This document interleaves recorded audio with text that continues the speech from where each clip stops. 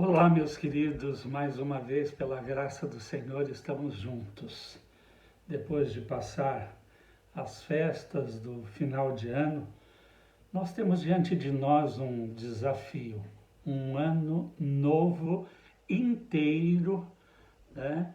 Cheio de desafio, cheio de lutas, de dificuldades, mas também com a promessa de muitas vitórias. E eu sei que você, assim como eu, todos nós, queremos um ano diferente, um ano melhor. E para que isto aconteça, é importante que nós reconheçamos que em muitas áreas das nossas vidas nós precisamos de mudanças, nós precisamos mudar. E por quê? Eu digo isso todo início de ano. Ano não muda, todos os anos são iguais. Eles têm 365 dias, com exceção do bissexto, 12 meses, cada mês, né, tem lá seus 30, 31 dias, 52 semanas, então eles são iguais. Então, se eu quero um ano diferente, quem precisa mudar sou eu. E diante deste desafio de mudança, de crescimento e de avanço, como filhos de Deus, eu comecei no final do ano a falar sobre as bem-aventuranças.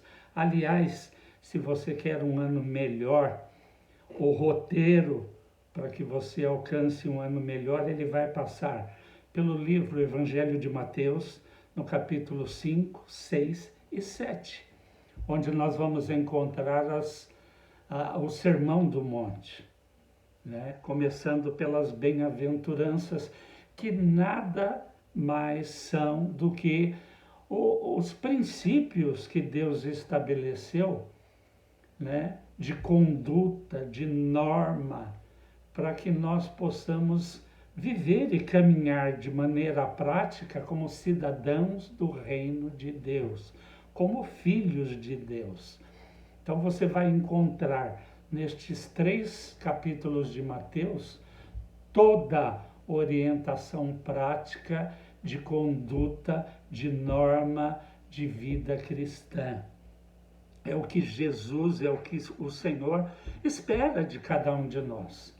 Então, se você quer realmente um ano abençoado, um ano diferente, um ano melhor, o teu roteiro de vida, o teu mapa de vida, né? Não são os videntes, não é horóscopo, não é nada disso. O teu mapa, o teu norte, né? O caminho que você deve trilhar ao longo deste ano de 2023 passa por aqui. E hoje nós finalizamos as bem-aventuranças, a 8ª bem-aventurança. E eu queria convidar você a abrir a sua Bíblia, ou seu aplicativo de celular, em Mateus capítulo 5. Nós vamos ler o versículo de número 10, que diz assim: abençoados são os perseguidos por causa da justiça, porque deles é o reino dos céus. Então, Jesus aqui deixa muito claro.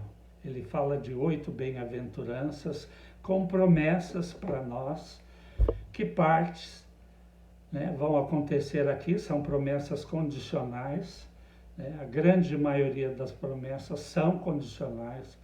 A única promessa gratuita, né, que nós temos da parte de Deus, e lógico, ligada a ela mais algumas, mas a grande promessa gratuita de Deus diz respeito à salvação, né? A salvação. Então, é importante entender isso. Entender que existem promessas para os filhos de Deus, de bênçãos, né? Parte delas acontecem aqui e agora, nesta terra, mas a grande maioria, ou a plenitude delas, vai acontecer quando Jesus voltar para levar a sua igreja com ele, para que nós possamos morar junto com ele nos céus. Então, importante nós lermos, entendermos, e o mais importante do que ler e entender é praticar. Então, é muito importante, o roteiro passa por aqui, se você quer um ano de 2023 melhor, né? E hoje nós vamos falar sobre a oitava bem-aventurança, que são os perseguidos por causa da justiça.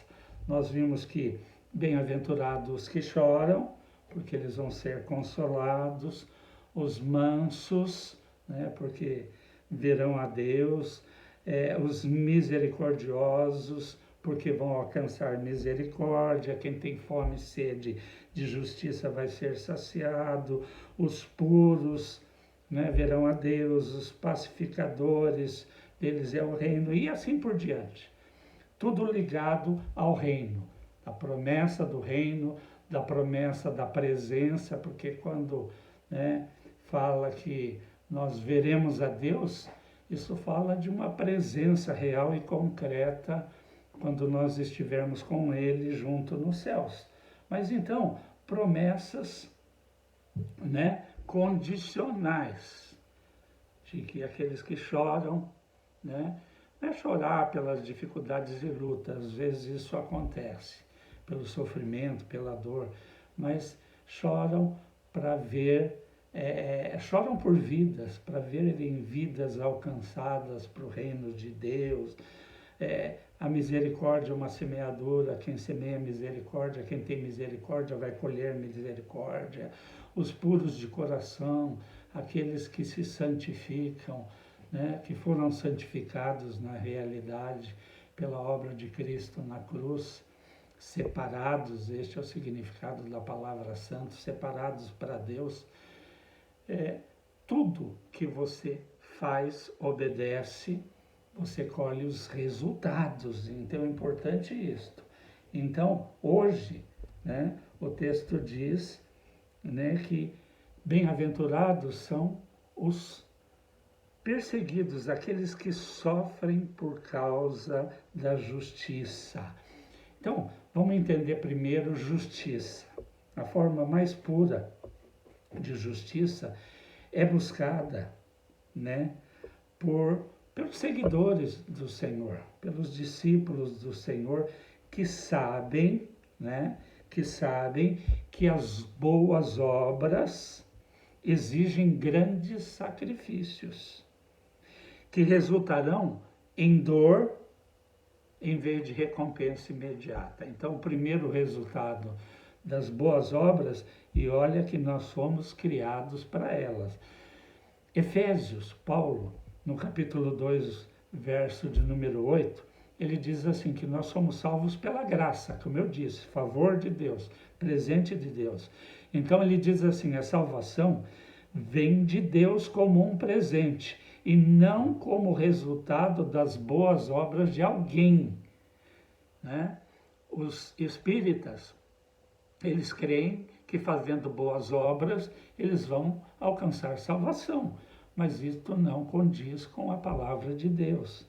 Ele diz que não é por obra, para que ninguém se orgulhe, se glorie, mas é um presente de Deus.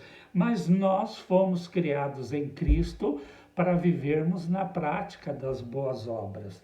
Então, eu não faço boas obras para ganhar salvação.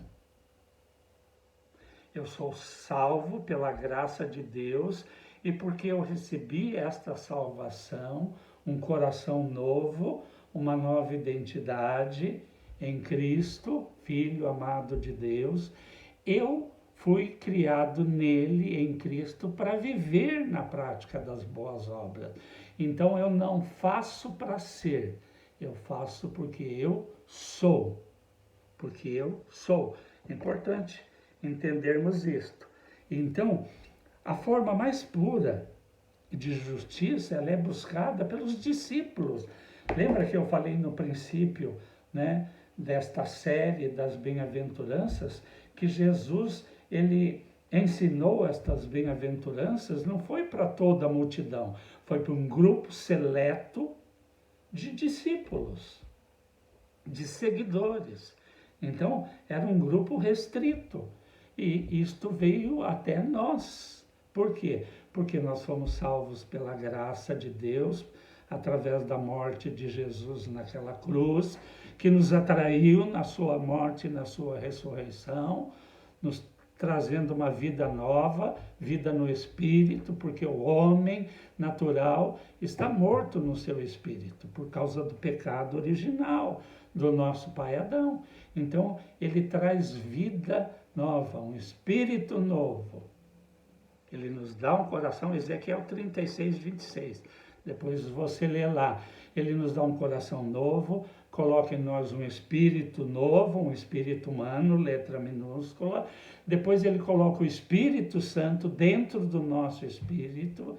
E então, né, pelo poder do Espírito Santo em nós, nós recebemos a capacidade de viver de maneira prática a palavra de Deus, de obedecer a Deus. Porque o homem sem Deus, ele pode até tentar fazer, obedecer, mas ele não consegue, porque ele não tem coração para isso. Por isso que através da obra de Cristo, da obra consumada de Jesus na cruz, nós recebemos um coração novo, né? Leia o texto de Ezequiel que você vai entender. Ele tira o coração de pedra, duro, desobediente, rebelde, coloca um coração novo, obediente, nos dá um espírito novo, coloca o Espírito Santo dentro do nosso espírito e então ele nos faz andar, né? E obedecer a sua palavra. Então, nós precisamos ter isso muito bem claro. A salvação não é mérito nosso, não é pelo esforço nosso, não é pela obediência nossa, é presente de Deus. Por isso que Paulo fala que nós somos salvos pela graça, porque é de graça, é um presente para todo aquele que crê e recebe Jesus como Senhor e Salvador da sua vida. Então, é assim que acontece. Então, a justiça pura, né, é buscada pelos discípulos, pelos seguidores, né, que sabem que eles foram criados para as boas obras, para a prática das boas obras nesta vida aqui, né, e que o primeiro resultado, o resultado imediato, né, é dor, é sofrimento, é negação, é abrir mão, é assim, mas vem a recompensa, vem a bênção de Deus, parte agora, porque tudo que nós semeamos, nós colhemos. Bem-aventurados misericordiosos, porque vão receber misericórdia. Então é assim, né? A grande maioria das promessas são condicionais. Então é isto que o Senhor espera de nós. Este é o caminho que nós devemos andar. Por isso que é importante que você leia, entenda e pratique o Sermão da Montanha, começando pelas bem-aventuranças. Este mesmo Paulo, né, em 2 Coríntios capítulo 4, versículo 7, né, ele diz assim, presta atenção: a nossa leve e momentânea tribulação vai produzir para nós um eterno peso de glória. Quer dizer, vai se refletir em nós, né? Numa certa medida, recebendo da parte de Deus tudo aquilo que Ele é e tudo aquilo que Ele tem, né? Então, presta atenção. Por quê? Se eu perguntar para você, todos nós, em grande parte da nossa vida, vamos passar por tribulações. Jesus já declarou isto, né? No mundo passareis por aflições, por tribulações, mas tende bom ânimo, eu venci o mundo. É a declaração de Jesus. E o vencedor habita em nós. Mas ele diz que nós vamos passar por lutas, por dificuldade, por sofrimento, por dor, né? Então, ele diz assim, ele, né? A nossa leve e momentânea tribulação produz para nós eterno peso de glória. Quando nós lemos esta afirmação, nós somos encorajados a permanecer firmes nestas lutas e dificuldades, porque para cada um de nós, as tribulações, as aflições, as dificuldades, o sofrimento e a dor, o nosso é sempre o maior, a mais difícil.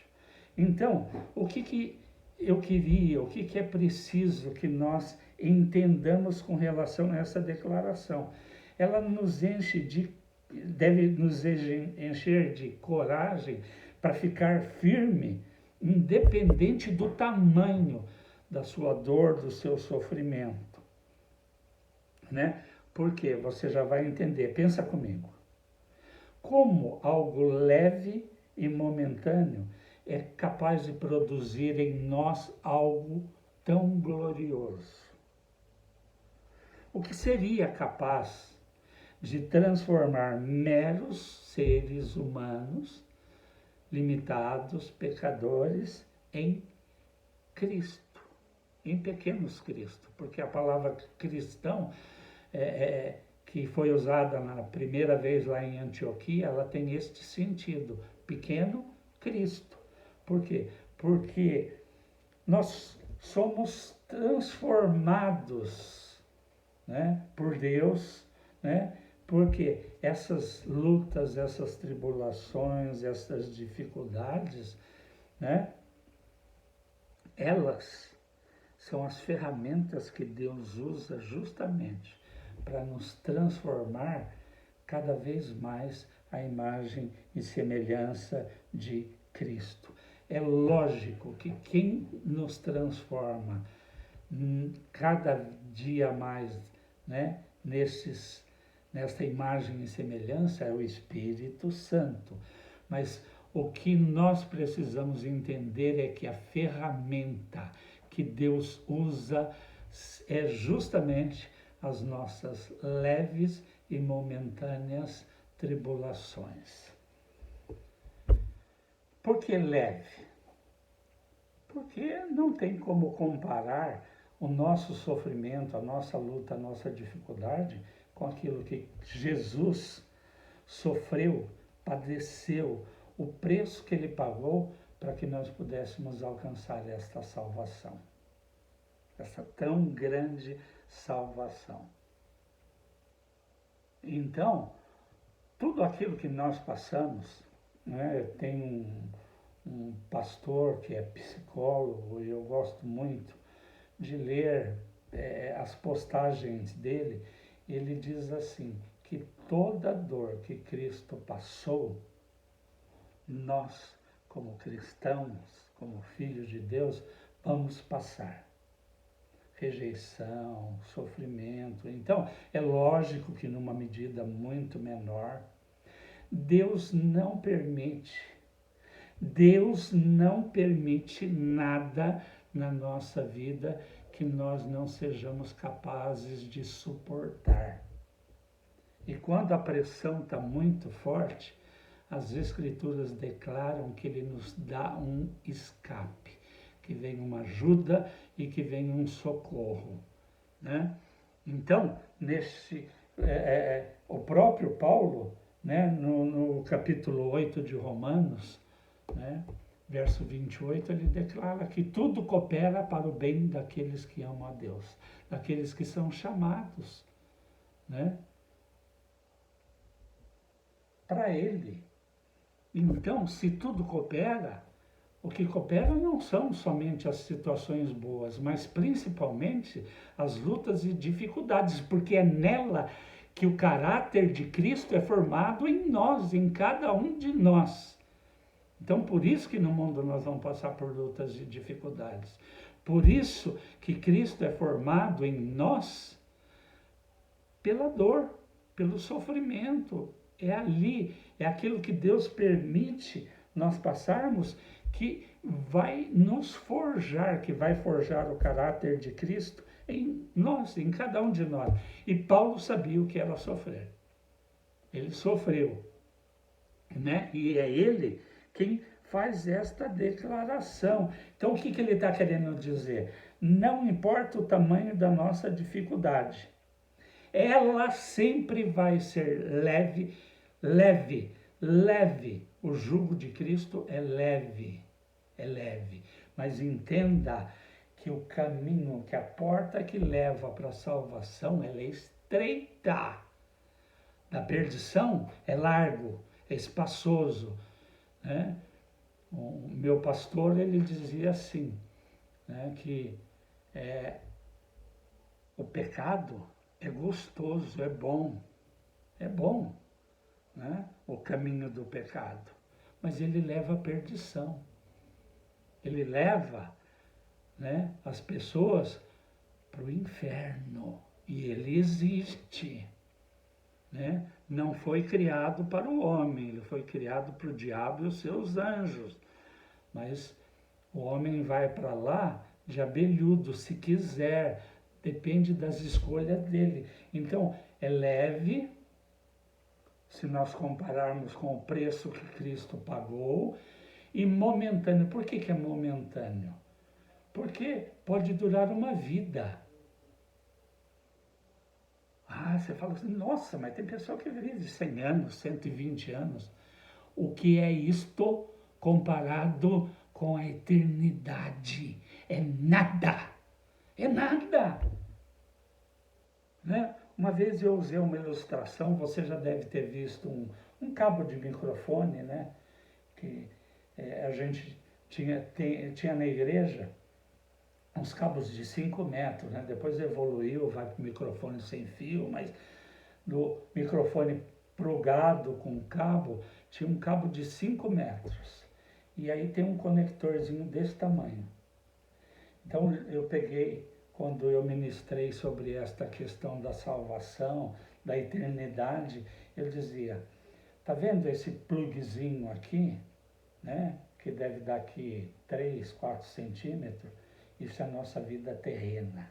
Agora, você pega um cabo e vai puxando, vai puxando, vai puxando. 5 metros é pouca coisa. Você podia ficar puxando o cabo o resto da vida. Isso é eternidade.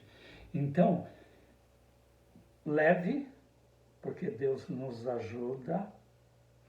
Momentânea, porque é muito rápido. Pode demorar muitos anos, mas nada se compara com a eternidade. Então, diante, né, daquilo que Deus tem proposto para nós, né, toda luta, todo sofrimento, toda dor, toda dificuldade, não importa o grau que você já passou, esteja passando ou vai passar. Não importa. O que importa é que ela sempre vai ser leve e momentânea e vai produzir recompensa eterna, eterna. Então é preciso entender isso. Então quando a gente fala, né, dessas bem-aventuranças, orar, né, sofrer, entenda que isto faz parte do processo de Deus na nossa vida. E Deus usa, sim, porque ninguém vem para Deus, né, por bem. Todos nós acabamos indo para o Senhor por causa da dor, do sofrimento, que muitas vezes Deus permite, né, para que a gente possa despertar, se posicionar, mudar muitas práticas erradas de vidas. Então, você quer saber o modelo de Deus, o que Deus espera de você? Leia Mateus 5, 6 e 7. Comece, né, pelas bem-aventuranças, né? E a de hoje diz que, né, que bem-aventurados são os perseguidos por causa da justiça, são aqueles que sofrem por causa da justiça. Por quê? Porque nós somos inimigos do diabo que domina este mundo e ele vai trabalhar de todas as formas e maneira para que você se desvie do caminho de Deus, para que você não ande pelo caminho de Deus. Mas olha as promessas que Deus tem para você, além da salvação gratuita que Ele te concedeu em Cristo. Ele está dizendo que se você chorar pela salvação de vida dos perdidos, se você for puro de coração, né? Que se você for misericordioso, que se você tiver fome e sede de justiça, que se você for um agente de paz, um pacificador, você vai fazer parte do reino dos céus. Você vai ver Deus face a face, você vai estar com Ele. Então, os nossos sofrimentos, como Paulo declara, não são nada.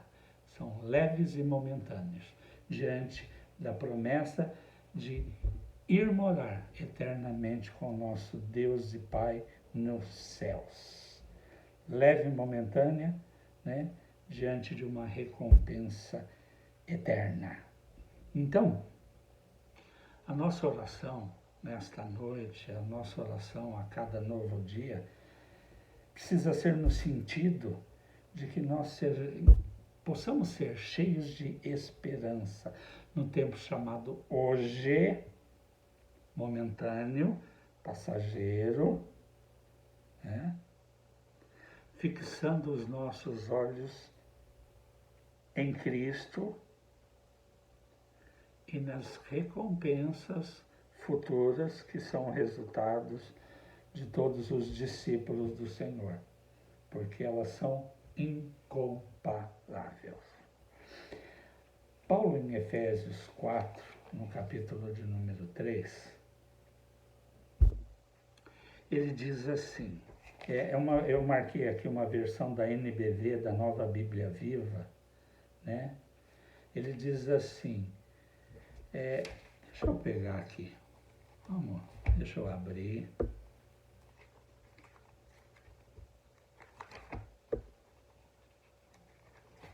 Efésios 4, verso de número 13.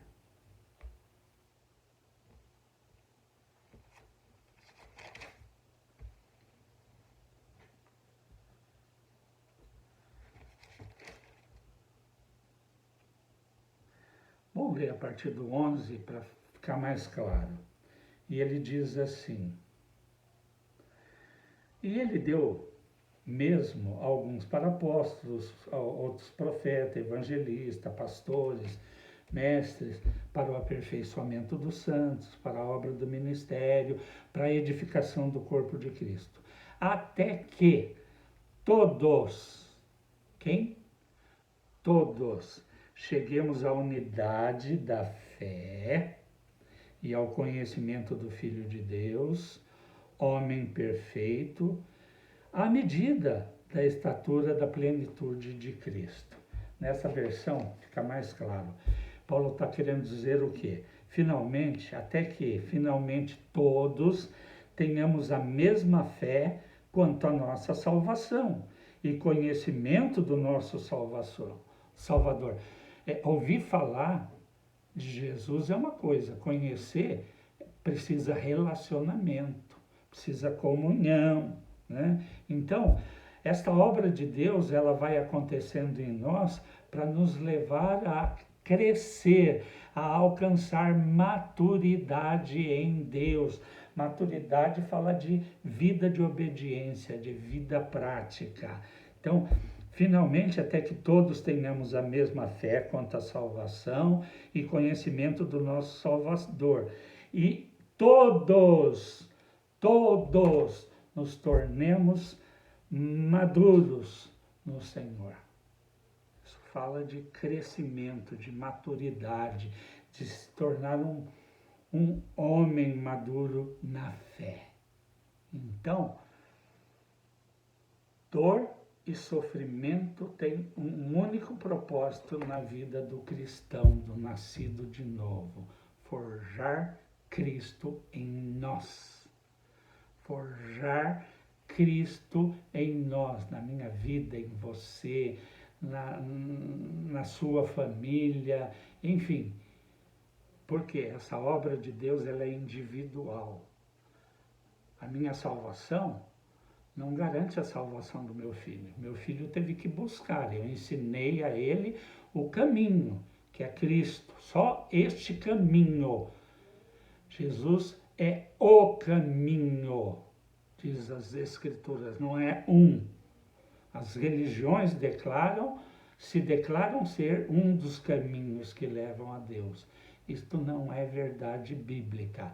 Jesus é o caminho, a verdade e a vida. Ninguém vem ao Pai se não for por Ele. Então, salvação só em Cristo Jesus. Então, fica o desafio. Entenda que, por pior que sejam as circunstâncias contrárias, o sofrimento e a dor, que Deus permite, Deus é expert. Ele não lança dificuldades sobre a sua vida. São as dificuldades da vida que vêm, o resultado, muitas vezes, da nossa própria semeadura, como eu disse, né, no princípio. Então, mas Deus permite, Ele usa, Ele é expert em transformar situações difíceis, ruins, em uma boa coisa. E a boa coisa é que a nossa leve e momentânea tribulação vai trazer para nós algo glorioso. Nós vamos receber da parte de Deus. Já recebemos em parte, né? Ele tira a nossa natureza carnal e nos dá uma natureza divina. Nós pertencemos a Deus. Nos tornamos filhos. Todos são filhos? Não, são criação, criatura. Para ser filho, precisa receber Jesus como Senhor e Salvador da sua vida, se tornar um seguidor. Esse é o filho, esse é o discípulo. É para esses a promessa de que toda dor e sofrimento, ela tem um bom propósito, forjar Cristo em nós. Forjar Cristo em nós. Forjar Cristo em nós. Então, por pior que seja, o propósito é muito bom, vale a pena, a recompensa é muito grande. Então, a oração desta noite é que nós possamos permanecer firmes em Deus, apesar das lutas, das dificuldades, das dores, do sofrimento. Fica firme, meu irmão, vale a pena, porque tudo isto faz parte do processo de Deus para forjar Cristo em você. E o resultado disso é vida eterna com Deus. Vamos orar? Pai querido, eu oro por mim, oro pelos meus irmãos, pelos meus amigos, por todos aqueles que estão me ouvindo, me assistindo, por aqueles que vão ouvir e assistir através das mídias,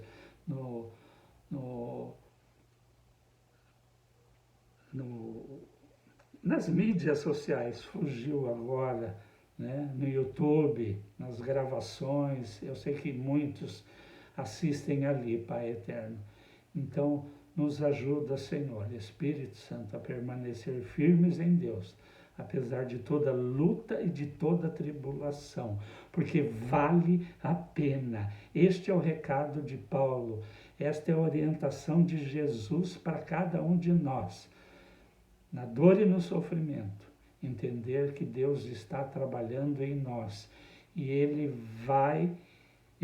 tem e sempre terá um bom propósito para cada um de nós. E este propósito é formar Cristo em nós, forjar o caráter de Cristo em você. Então receba isto, estude, medite e pratique isto.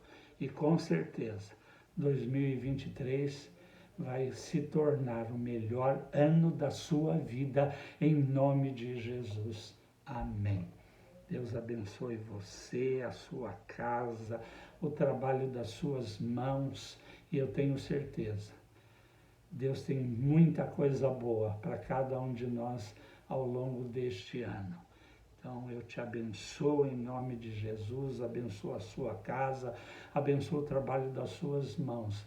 Fica firme, vamos em frente, né? Porque vai ser um ano muito melhor. Tem muita coisa boa de Deus para cada um de nós. Em nome de Jesus, amém. Deus te abençoe, meu querido.